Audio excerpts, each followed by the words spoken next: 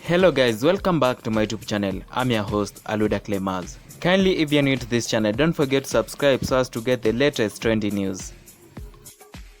On Sunday morning, October 11, 2020, owners of over 300 businesses in Nakuru woke to the shock of counting losses after Kenya Railways demolished their business structures at night.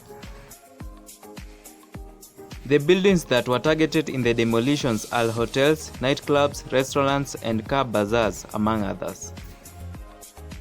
Most of the buildings that were destroyed are around the KFA building. The demolitions kicked off at 4 a.m. on Sunday 11th October as police officers were deployed along Geoffrey Kamau Way to oversee the exercise. Among the buildings that were totally destroyed is the famous Nakuru Grill Park Club.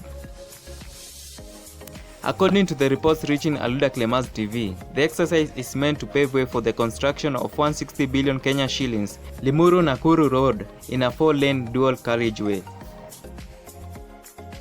The demolitions came ahead of a planned rehabilitation by the Kenya Defence Forces (KDF) of the Nairobi-Nakuru-Kisumu railway line.